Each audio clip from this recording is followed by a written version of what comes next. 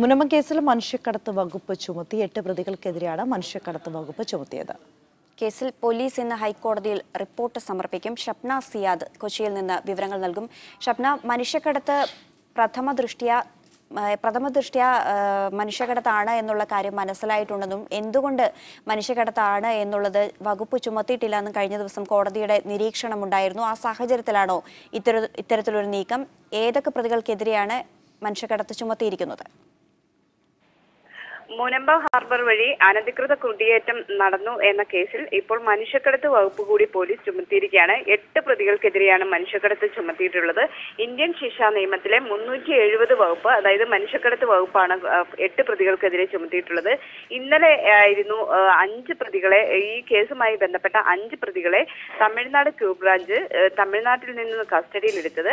തുടർന്നാണ് നേരത്തെ 3 പ്രതികളെ പോലീസ് അറസ്റ്റ് ചെയ്തിരുന്നു. ഈ അന്വേഷണ ഉദ്യോഗസ്ഥർ ഇത്തരത്തിൽ പ്രതികളെ അറസ്റ്റ് ചെയ്തിരുന്നെങ്കിലും മനുഷ്യക്കടത്ത് വകുപ്പുകൾ ചേർത്തിരുന്നില്ല. എന്നാൽ ഈ പ്രതികളിൽ 2 പേർ ഹൈക്കോടതിയിൽ ജാമ്യാപേക്ഷയുമായി സമീപിക്കുകയും ജാമ്യാപേക്ഷ പരിഗണിക്കുന്ന വേളയിൽ ഇവർ വിദേശ രാജ്യങ്ങളിലേക്ക് കടന്നുവെന്നും ഇത് ഗുരുതരമായ പ്രശ്നമാണ്, ഇത്തരത്തിൽ വലിയ തോതിൽ ആളുകൾ കടന്നിട്ടുണ്ട്, ഈ മുനമ്പം ഹാർബർ വഴി കടന്നിട്ടുണ്ട്, ഇവർ പണം പലരിൽ നിന്നും കൈപ്പറ്റിയതായി സൂചനകൾ ലഭിക്കുന്നു, ഇവരുടെ മൊഴിയിൽ നിന്ന് തന്നെ അത്തരത്തിലുള്ള കാര്യങ്ങൾ വ്യക്തമാകുന്നു.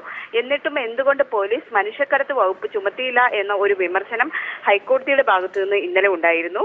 പ്രഥമ ദൃഷ്ട്യാ സംഭവം മനുഷ്യക്കടത്താണെന്നും രാജ്യം വിട്ടവരെ സംബന്ധിച്ച് കൃത്യമായ വിവരമില്ലാത്തിടത്തോളം മനുഷ്യക്കടത്ത് വകുപ്പ് പ്രതികൾക്കെതിരെ ചുമത്തണം എന്നുമായിരുന്നു ഹൈക്കോടതിയുടെ ഒരു പരാമർശം.